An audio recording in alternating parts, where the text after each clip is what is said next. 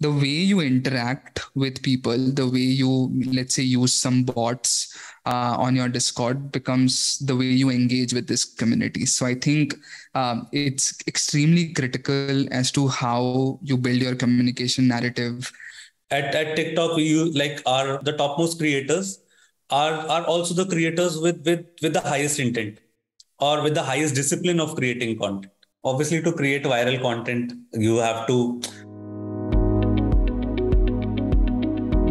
Awesome. Great. Good to see all of you guys. Welcome back to another event at Community Hood. Today's event is a little offbeat, I would say.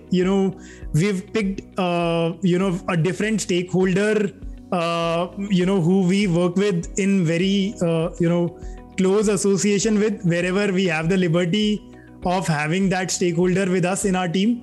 But if that stakeholder is not, then we have to do a lot of that work. So that stakeholder is, of course, content writers and content strategy managers.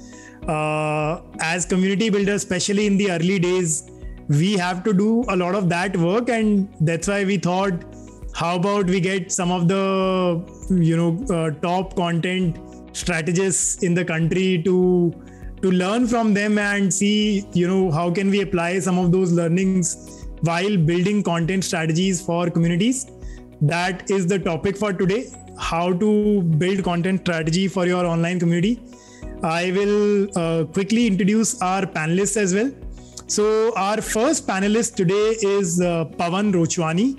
I am hoping that all of you would have heard of him, given Pepper Content has recently, made a lot of noise around, their fundraise and the NASDAQ ad. But still formally, I'll go ahead and introduce him. Pavan is head of community events partnerships at Pepper Content, wherein, within 1 year, he's grown the creator community from 5,000 to 100,000. 20x jump in 1 year is phenomenal. And he very regularly hosts a lot of webinars and discussions at Pepper, and is also the host of the podcast called Pepper Spotlight. And apart from this, he also writes a newsletter called Relatively Correct, which talks about the intersection of art, tech, culture, and society. Awesome. So let me introduce my second guest for the day. I'm sure you have heard of this brand. It's a large brand, probably one of the largest, brand in media and telecommunication in the country. And let me just go ahead and introduce Edwin Charles Albert. Edwin, hi. So Edwin currently heads content and community for Airtel Digital, which includes all the digital properties under Airtel. So that includes Wink, Airtel Extreme, Airtel app. And then they're doing a lot of new initiatives around creators and artists. So there is Wink for artists, Airtel Gaming.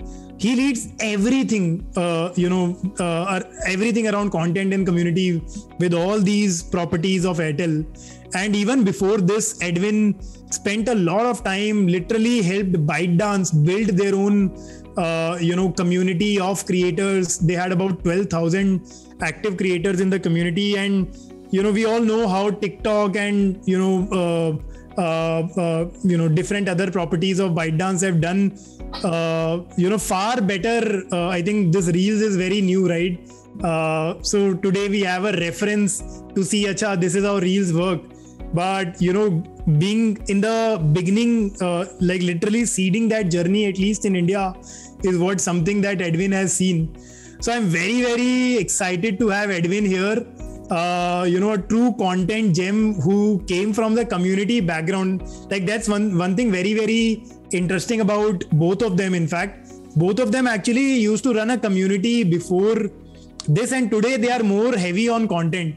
So tomorrow, I think even if you end up leading, certain departments of larger organizations in future, I think it's very, very important to understand the value of content and how content relates with the growth of community. How can you closely work with content team, and how can you, closely link your community strategy with content strategy? I would love to invite Madhurima on stage. Hi, Madhurima. Madhurima is she leads community at My Captain, and My Captain is essentially a learning platform for mostly creator led professions, and I think they're doing phenomenally well in terms of getting a lot of new age creators to earn a skill set which becomes good enough for them to get them better jobs and grow in their careers. Pavan, my first question is for you. What is the role of content marketing for online communities and community-led businesses? I think you have started right to the topic. And as you know, at Pepper, we believe that every company is going to be a content company. I think the entire internet thrives on any kind of content. Now, this could be a text, this could be a tweet, this could be a graphic post. By the word content, I mean all of these things. It could be video, text, graphic design, whatever. I think the entire internet, thrives at content as a commodity, and that's what the entire engine is running on. So, without a doubt, it's really like significant and important that every business should invest into this. And let's talk about, let's say, specifically to communities. And now this could be on Discord, this could be on Slack, or any of the forums or platform that you might build on. The way you interact with people, the way you, let's say, use some bots on your Discord becomes the way you engage with this community. So I think it's extremely critical as to how you build your communication narrative. What kind of naming are you giving to your webinars? What's the title of these sessions? How are you, linking your support channel, or the way you are drafting your FAQs? Every bit of content that goes out in any manner is really critical, extremely critical for all the communities out there, because it's a way for you to build the persona of the community. So I think it has to be very personal and personified. So I think it's extremely critical for any community out there. So let's take an example of any community-led business. Let's say, LikeMinds. I have myself seen, it's very important for us to write the good email copies to acquire new clients, right? So that is one area. From community hood perspective, it's very important that we communicate the email copies of our events better, that can attract people. We've been wanting to write certain newsletters, right? What are some of the other areas that you see in different communities where content plays an important role? I mean, it could be in other formats also, right? Like how we are mentioning about newsletter. Let's say the way we are hosting this webinar, or the way we have, communicating in chat. Like, I think it's a great way where, every other team member is also addressing the folks who are here.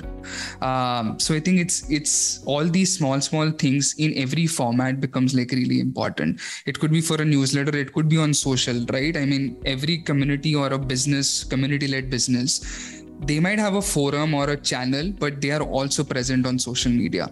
So I think the way they are building the top of the funnel of their community on a Twitter, or let's say a YouTube or anywhere else, it's extremely important and critical as to how they are, writing and, creating the video, how you're posting a graphic about your community or about your business. So even when it's not in the forum, it could be on your website, it could be on your, let's say, social media also.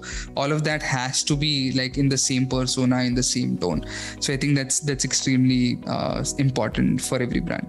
So first you identify what the user base is that you want to target.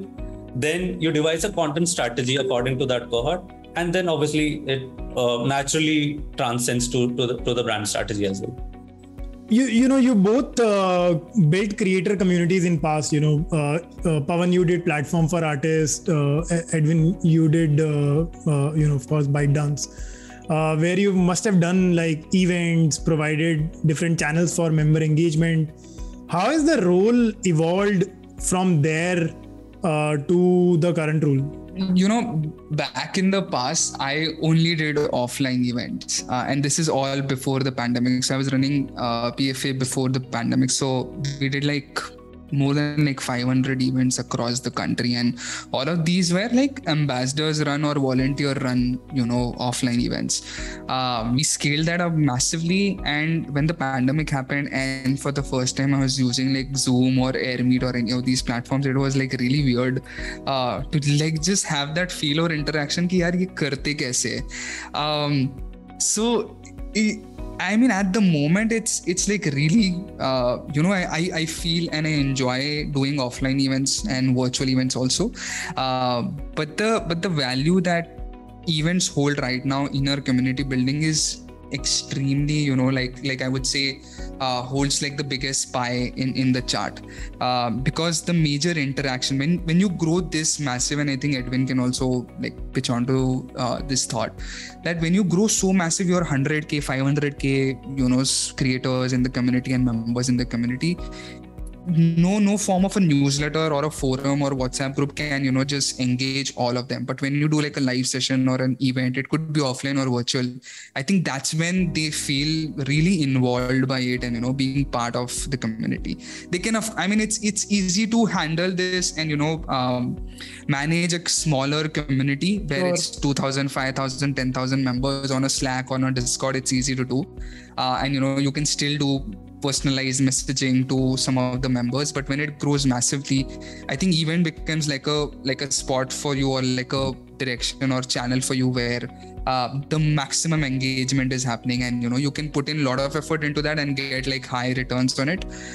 So at least for us at Pepper, it's extremely critical, and like we've decided our yearly IPs and where we invest the time into it. Got it. Edwin, what's your view on this? Yeah. So like totally with Pavan on this, and we've discussed this so the event wala strategy works for the Pareto, for the Pareto of the creators. So if there are like 5,000 creators that you're managing, 12,000 creators that you're managing, so it's really not possible to interact with everyone. There obviously we like even today, for artists and Airtel Gaming, we do manage communities of artists and creators and musicians, but like that personal connect can only community managers can maybe just handle 5% of the top talent or the top creators that we have. For rest of them, productization is the only only answer. So you have to. That's why like the companies that we work at are majorly tech companies. Obviously, they are content companies, but with tech at the heart of it, because that's the only way that you can maintain a very lean team and also be connected to like thousands of people at a time. So if you want to train your creators or give inputs to the creators that this is trending, you should create content on it. You have to let's say you have to give like even for video creators, how do you make your content viral? How you upskill yourself? How to reach to that other tier, that or the top tier, how to become a top tier like content creator. You cannot imagine, like obviously 12,000 were the creators that I had. ByteDance, there's a TikTok or Hello combined had like 100-200k creators who were like really active across years. So it was like really difficult. So tech is like, obviously tech is the only way to reach out to those creators on scale. And obviously there is like my focus, because has always been on like I've managed creators at a very large scale, right? So it was always like, how do I communicate differently through different tiers of creators? If there is a specific type of musician who is just starting, or let's say there's a video creator who's just starting, how to give them inputs ki at least ab apna hygiene theek kar lo. So one tier gets this, and then he gets they get tips on creating that hygiene. The other tier who is already at hygiene, how to upskill, apna voice theek kara karo, ya fir just add a watermark which will say which builds credibility amongst your users. So So that's how you communicate differently to different tiers using the tech and product help. At TikTok, we use like our most the topmost creators are also the creators with the highest intent or with the highest discipline of creating content. So that's where you would want to invest your personal energies or let's say personal workforce into. Awesome. Edwin, is there a playbook to create viral content? I think you guys mastered it at TikTok, right? You literally taught some of the early creators on how to create a viral content. So there is no playbook as such. Oh, I'm sure there is, right? You must have published a lot of playbooks on in the ByteDance days, right? Yeah. So it's basically like, obviously, to create viral content, you have to like there are a few key points. Like whenever like someone comes to me and asks, like I work with a lot of video creators and like obviously musicians. Aajkal to reels is, or like say obviously music. The ways of discovering music has also changed after TikTok and ByteDance and reels. कि मेरा music कैसे viral हो सकता है. So I think there are a few pointers that I tell them. I can obviously obviously repeat them here. First is like the content needs to be original, and like you cannot just copy content. Sometimes it happens that you copy content. ऐसा भी हो जाता है कभी-कभी कि someone has created an original piece and then other one copies it and it becomes viral. But you have to be true to yourself, because someone can copy your content once and taste that virality, but they won't be able to take your originality from you. So like you have to always be like original, be true to yourself. Don't try to like, obviously internet is a very cruel place as well. So just try to be true to yourself. I think that is one of the common trait that I have seen in all the great musicians, all the great content creators of today's time. I think even if you're like copying content, I remember this example, Yashraj Mukhate, right? Yeah. The content is taken, but he just gives a very different originality to that content, right? Yeah. So there has to be some level of originality. Yeah. So that's the second point, that there needs to be a differentiator. Original तो है, but साथ में original बुरा भी हो सकता है. तो like original without skill or without let's say without any differentiator can be like always कि it's like plain vanilla. तो plain vanilla नहीं होना चाहिए. It's it needs to have a differentiator. Like you said, Yashraj Mukhate, his form of music is now a trademark, and people know कि अच्छा यहाँ मेरा गाना आ गया तो viral हो ही जाएगा. So you have to create your brand. You have to have a differentiator. Plus, there are a few hacks that people can use. Hashtags is an okay strategy to go with. At least it will get you into like specific communities where people are looking for specific type of content, and you will enter the search algos. But I think you should keep on, like, let's say if you want it also depends on which platform you want to go viral on. If it's Instagram, you should or platforms like Moj or ShareChat.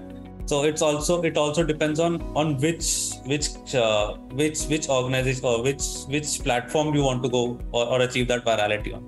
If it's majorly on Instagram and social, there will, like, obviously there are hidden communities where or let's say or क्या कहते हैं उसको, there are places where content moderators from these organizations regularly post. There are subreddits that you can follow, and also like you'll have to be very cognizant of what is trending right now, what music tracks are trending. Those are some hacks.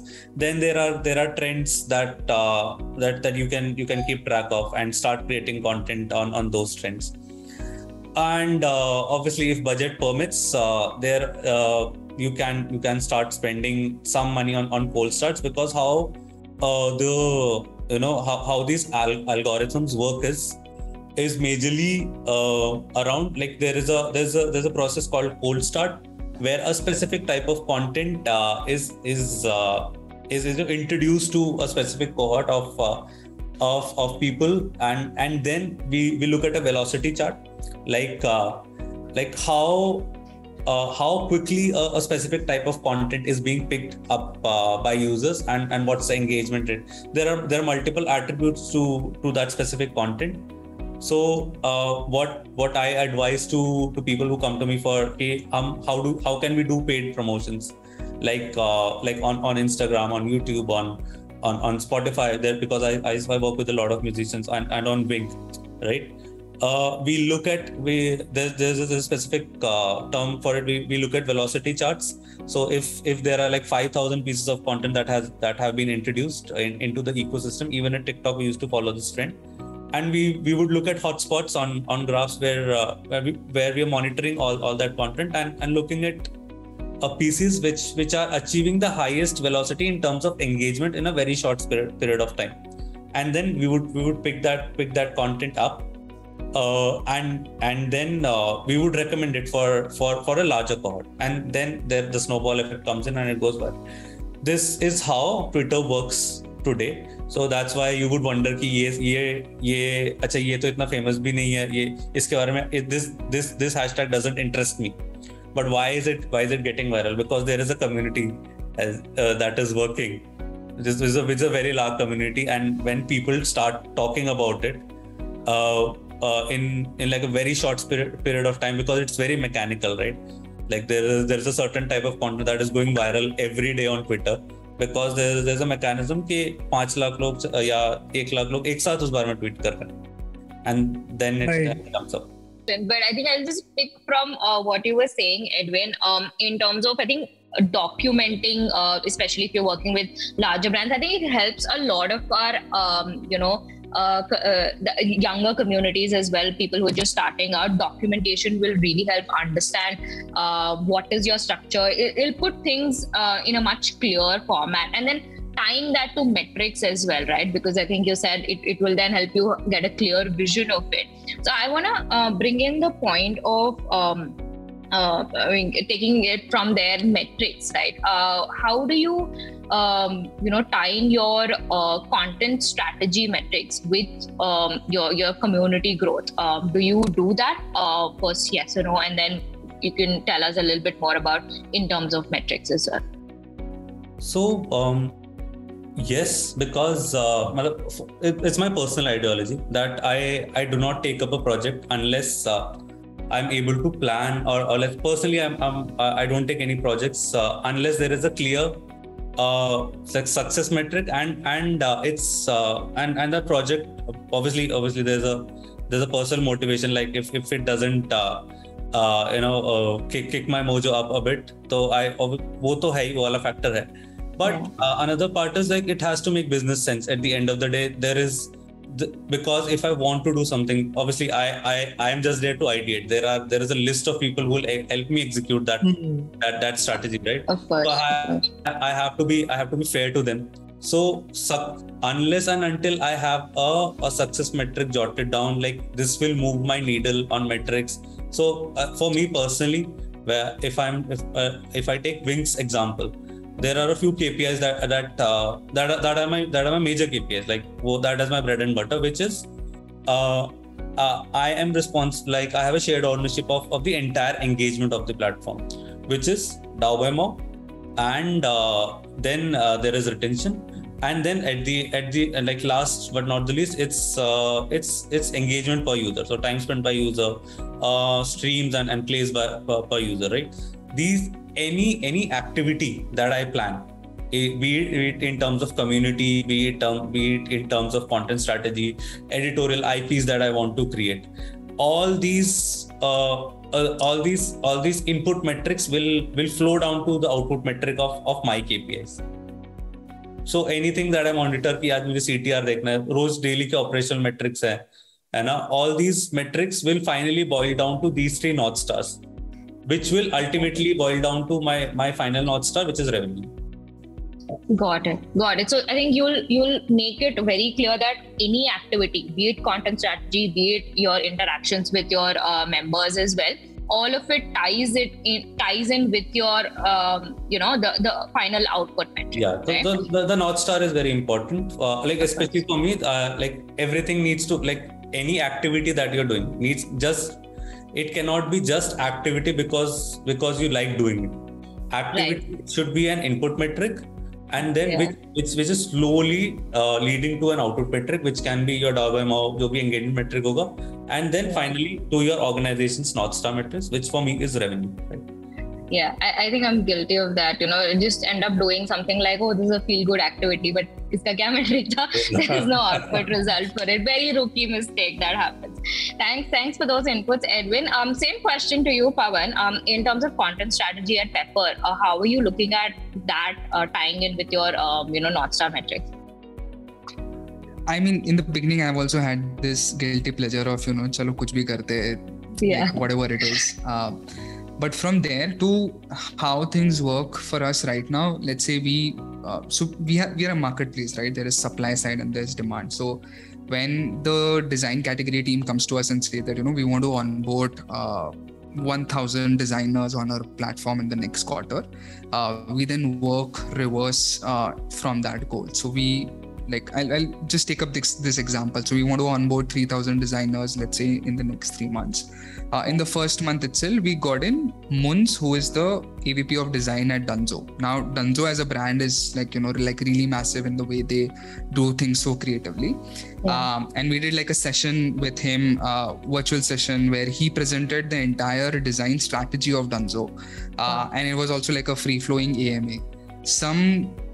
Some 2,500 people registered for it, 1,000 people attended it and all of that. And post that event, we then send out a emailer that if you are a full, like if you're a designer and if you want to work with Pepper, like just fill out this small form and all of that. From that one event, we got some 400, 450 designers onboarded. So like everything that we do is like it comes from the business side, or let's say from the supply team for us. And, then we work in reverse.